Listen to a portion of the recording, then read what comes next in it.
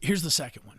Information. But when we think about information, we can think about all the basic stuff, right? Why, how, who, when. But let's step back and dig just a little bit deeper, right? That's amateur stuff. You and I are coaching to pro level stuff here, okay? What we're talking about is information. Here's what that means. Everybody has a really good reason for everything they do. Let's qualify good.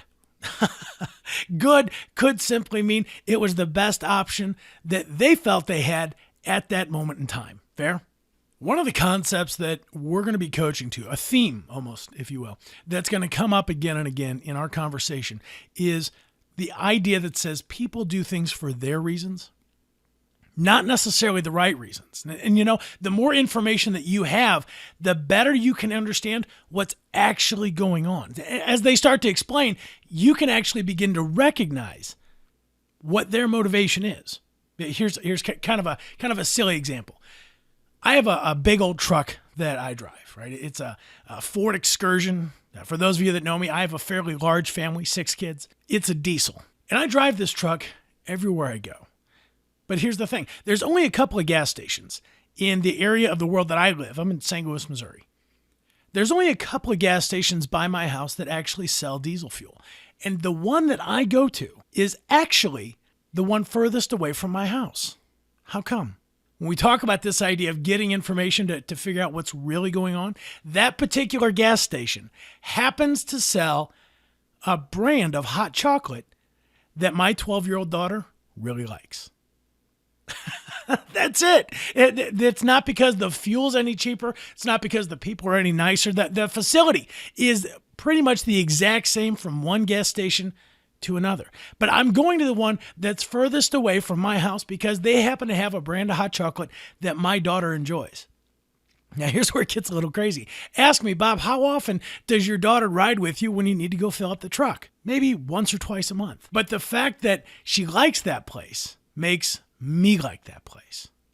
Everybody has their own unique reasons. And by the way, they only have to make sense to them. That scenario that I just told you about, you might be sitting there thinking, Bob, that's crazy. That's the dumbest thing I ever heard. That's okay. These are my reasons. Think about some of the choices that you make. Before we go a whole lot further, think about some of the choices that you make that if you explain those reasons to somebody else, they might look at you like you were crazy. Can you relate to this? All right, so here's hidden power number 3, listening. We've all heard that idea that we should talk less and listen more. That's kind of hard to do, isn't it? Particularly in the beginning of a conversation. See, when you want to listen more, here's a great way to do it. Ask a question. Initially, it's our job to get information, not give it. In some of the other coaching programs, we talk about this conversation model that says 80-20. We want to do 20% of the talking, and we want to let our prospect do 80% of the talking. One of the things that separates amateurs from professionals is the ability to have enough confidence in their competence to not feel the need to monopolize the conversation. Here's what happens. When you and I, when we start getting better at recognizing opportunities to ask questions, no longer are you and I going to feel all that pressure that comes with trying to be interesting, trying to make somebody be interested. What we're going to be able to start doing at the end of this course is asking some questions to find out their reasons, because we know that people make decisions for their reasons. Not always the right reasons, and certainly never the salesperson's reasons. So you and I, our job is to find out who's already interested and then start asking questions to figure out why. That's really the idea, the thing that separates amateurs from professionals.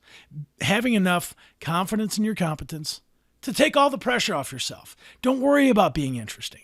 Ask some questions and let them tell us why they would be interested. Here's what else comes. Bonding. Questions that they actually reveal some personal details about the other person, things that they're very, very interested in. See, when I start to tell you a story, I begin to feel like you get me, like you understand exactly where I'm coming from. When I tell you that story about where I go to buy the diesel fuel for my truck, I'm actually letting in on quite a lot of information, aren't I? I'm telling you that I have a large family.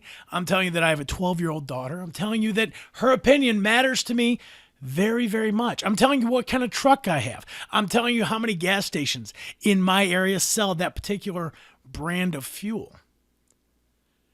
And as I start to share this with you, I start to feel like you understand where I'm coming from. And for no other reason than I just explained it to you. I told you all my reasons. I'm letting you in on a small piece of my world.